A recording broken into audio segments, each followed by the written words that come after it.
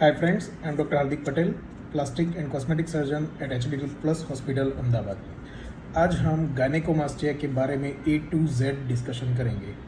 अगर आपको गायनेकोमास्टिया है तो वो मेडिसिन से ठीक हो सकता है कि नहीं, सर्जरी करने की ज़रूरत पड़ेगी या नहीं, सर्जरी के बाद प्रेशर गारमेंट कब तक पहनना है, सर्जरी के बाद आप जॉब कब स्टार्ट कर सकते हैं, हॉस्पिटल में कब तक रुकना रहता है, ये सारी चीज़ें हम डिस्कशन करने वाले हैं।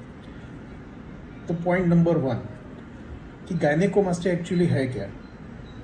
अगर आप साइंस में थोड़ा बहुत भी इंटरेस्ट रखते होंगे तो आपको पता होगा कि ह्यूमन बीइंग्स को मैमल्स कहा जाता है। Mammals means they have mammary glands. Mammary glands means breast gland. मतलब इंसानों में उनके बच्चों को खिलाने के लिए या उनके बच्चों के न्यूट्रिशन के लिए मेमोरी ग्लैंड्स होती है, ब्रेस्ट ग्लैंड होती है, जो डेवलपमेंट के टाइम मेल और फीमेल दोनों में होती ही है।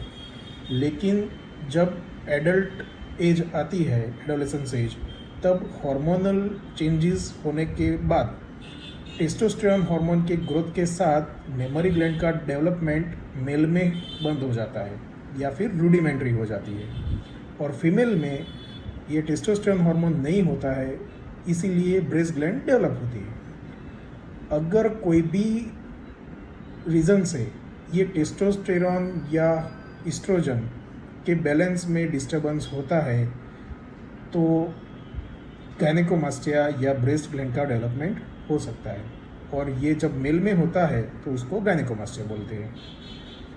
तो गायनेकोमास्टिया होने के रीज़न्स क्या है।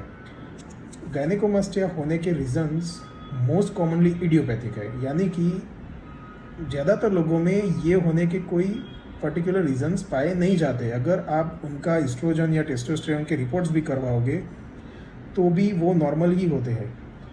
तो ये सिर्फ नॉर्मल ब्रेस्ट टिश्यू का रूडिमेंट्री जो होनी चाहिए थी उसका थोड़ा सा ग्रेड में डेवलपमेंट होने की वजह से गायनेकोमास्टिया हो गया है।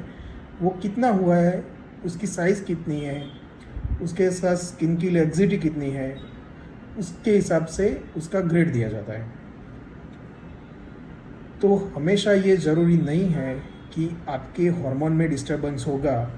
लोग एंडोक्राइनोलॉजिस्ट से भी मिलते हैं इसके लिए, बट अगर हार्मोन रिपोर्ट्स नॉर्मल है और फिर भी गायनेकोमास्टिया है तो मतलब आप कोई भी टैबलेट्स या मेडिसिन लेंगे तो वो कभी ठीक नहीं हो सकता। अगर आपको गायनेकोमास्टिया हार्मोनल प्रॉब्लम की वजह से है तो भी उसको निकालने का एक ही तरीका है कि जो ग्लैंड डेवलप हो चुकी है वो कभी भी अपने आप ठीक नहीं होगी, वो आपको सर्जरी के द्वारा ही निकालना पड़ेगा। तो गायनेकोमास्टिया सर्जरी करना क्या ज़रूरी ही है, ये अभी आपको ठीक से समझना पड़ेगा। कई बार बच्चों को स्कूल में ये बेसिकली डेवलप होता है 12 या 13 साल की एज में, जब हार्मोन का ग्रोथ होता है तभी ये पाया जाता है और उसका साइज़ ग्रेजुअली बढ़ सकता है। तो जब ये पढ़ने की एज होती है, कई बार उनको हॉस्टल में पढ़ने के लिए भेजा जाता है, कई बार स्कूल में भी कोई पिकनिक में गए हो या फिर स्विमिंग पूल में गए हो, तो ये चेस्ट का प्रोट्रूजन देके कई बार उनको बुली किया जाता है। उससे कई बार उनकी पढ़ाई पे डिस्टर्बेंस होता है, वो कभी टाइट टी शर्ट्स नहीं पहन सकते। तो ये सब चीज़ें होने की वजह से उसको निकालना ज़रूरी है। अगर वो उससे कोई भी उसको परेशानी नहीं है तो नहीं निकालो तो चलता है, ये 110% फैक्ट है। बट छोटा ग्लैंड है या फिर बड़ा ग्लैंड है और आपको परेशान कर रहा है तो वो निकालना ज़रूरी ही है।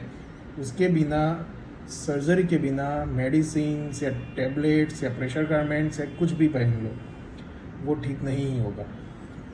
तो ये फैक्ट आपको समझना पड़ेगा कि गायनेकोमास्टिया का सॉल्यूशन सर्जरी ही है। हाँ, अगर हार्मोनल डिस्टर्बेंस है तो आपको एंडोक्राइनोलॉजिस्ट की ओपिनियन से और कोई प्रॉब्लम है कि नहीं उसके हिसाब से ट्रीटमेंट लेना पड़ेगा। लेकिन उसके बावजूद भी गायनेकोमास्टिया के लिए सर्जरी ही करना पड़ेगा। अभी सर्जरी करने का क्या क्या तरीका होते हैं।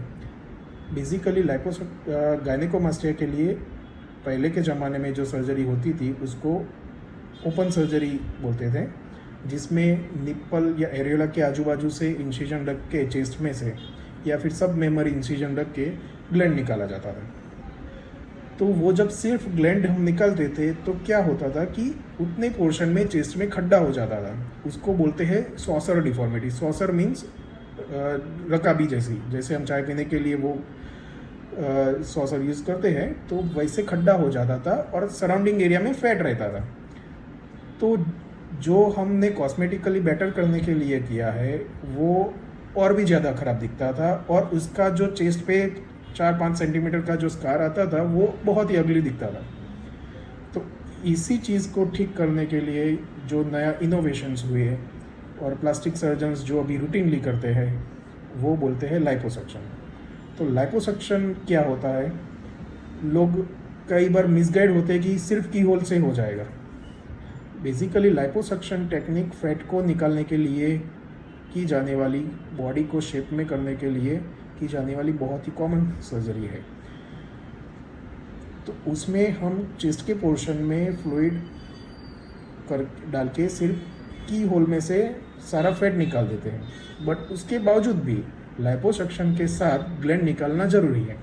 तो ये ग्लैंड कैसे निकलेगा, वो आपके एरियोला और सराउंडिंग स्किन के जंक्शन पे 1 to 1.5 सेंटीमीटर का इंसिजन रख के हम वो ग्लैंड निकाल देते हैं। बट वो ग्लैंड तभी निकल सकती है अगर आपने ठीक से लाइपोसक्शन करके पूरे एरिया ग्लैंड को चारों ओर से सेपरेट कर लिया है। तो जब वो ग्लैंड निकल जाती है और सराउंडिंग जो फैट थी वो आपने लाइपोसक्शन करके निकाल दिया है, तो आपके चेस्ट को कम्प्लीटली फ्लैट अपीयरेंस मिलता है। और जो स्कार होता है एरियोला के आजू बाजू, वो जब हील हो जाता है तो वो एरियोला की इरेगुलरिटी में कैमोफ्लेज हो जाता है। मतलब ऑलमोस्ट स्कारलेस सर्जरी होती है। अगर आप जब तक किसी को बोलेंगे नहीं तब तक पता नहीं चलता कि आपने सर्जरी करवाया है।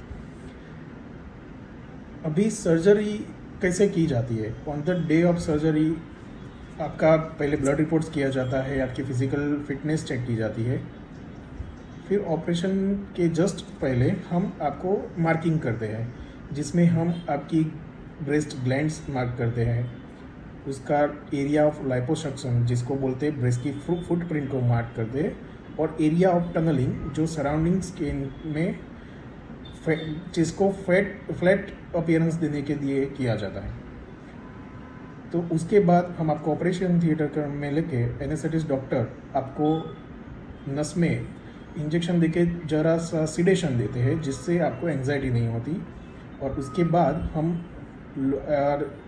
एरियोला के निपल एरियोला के जो जंक्शन है वहाँ पे लोकल एनेस्थेसिया देके हम फ्लूइड इन्फिल्ट्रेट करते हैं, जिसको बोलते हैं टुमुसेंस एनेस्थेसिया। और टुमुसेंस एनेस्थेसिया देने के बाद जब फैट डिज़ोल्व हो जाती है तो उसको हम लाइपोसक्शन करके निकाल देते हैं। और जब कंप्लीट लाइपोसक्शन हो जाता है और सिर्फ ग्लैंड रहती है तो उसको ग्लैंड को निकालने के लिए जो एरियोला और सराउंडिंग स्किन के जंक्शन पे 1 to 1.5 सेंटीमीटर मैक्सिमम इंसिजन रख के वो ग्लैंड निकाल देते हैं, और उसको फिर एब्जॉर्बेबल सूचर लेके हम बंद कर देते हैं। मतलब वो स्टिच अपने आप निकल जाते हैं, आपको वो निकालने की ज़रूरत नहीं रहती है। सर्जरी के बाद तुरंत ही प्रेशर गारमेंट आपको दिए जाते हैं। ये प्रेशर गारमेंट किस लिए पहनना रहता है, वो इलास्टिक गारमेंट होते हैं, वो आपको कपड़ों के अंदर ही पहनना रहता है, बट वो पहनना बहुत ही इम्पॉर्टेंट है। वो प्रेशर गारमेंट काम क्या करते हैं, बेसिकली जब हमने ये स्किन के नीचे से फैट और ग्लैंड को निकाल दिया तो जो डेड स्पेस बनती है और आपकी स्किन आपके चेस्ट के मसल पे ठीक से स्प्रेड हो जाए और अपना शेप ठीक से पकड़ ले, उसके लिए प्रेशर गारमेंट पहनना बहुत ज़रूरी है, जो वहाँ पे फ्लूइड का अक्यूमुलेशन या ब्लड का अक्यूमुलेशन होने से रोकते हैं। ये प्रेशर गारमेंट कब तक पहनने होते हैं? प्रेशर गारमेंट 3 हफ्ते तक कंटिन्यूसली 24/7 पहनना होता है, जो आप अपने कपड़ों के अंदर भी पहन सकते हैं। और अगले 3 हफ्ते आपको डे टाइम या नाइट टाइम 12 घंटे पहनना रहता है। और प्रेशर गारमेंट जितना ज़्यादा पहनेंगे वो आपके स्वेलिंग को कम करने के लिए और चेस्ट का शेप ठीक से आए उसके लिए बहुत ही इम्पोर्टेंट है। अभी हॉस्पिटल में से कब डिस्चार्ज किया जाता है? सर्जरी के बाद यूजुअली आप कंप्लीटली कॉन्शियस ही होते हैं। आपको 2 घंटे के बाद पानी दिया जाता है। वो अगर कुछ वॉमिटिंग ऐसा कुछ नहीं होता है तो आपको लिक्विड्स दी जाती है, जो भी या आइसक्रीम जो भी आपको पसंद हो वो खा सकते हैं। और उसी दिन 5 या 6 घंटे के बाद आपको हॉस्पिटल से डिस्चार्ज किया जाता है। यूजुअली हम 48 आवर्स के बाद आपको फॉलोअप के लिए बुलाते हैं, जिसमें हम ड्रेसिंग निकाल के देख लेते हैं कोई प्रॉब्लम है कि नहीं, कोई सीरियमा हुआ है कि नहीं, हिमेटोमा हुआ है कि नहीं। अगर कुछ नहीं है तो ड्रेसिंग खोल के ही आपको हॉस्पिटल से जाने देते हैं। बेसिकली सर्जरी के बाद आप अपना जॉब कब स्टार्ट कर सकते हैं, ये बहुत ही कॉमन क्वेश्चन है।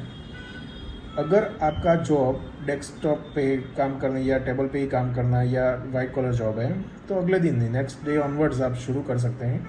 अगर आपको कोई फिज़िकल एक्टिविटीज़ करनी है या फिर इवन जिम में जाना है तो वो 2 हफ्ते के बाद ही शुरू करना होता है।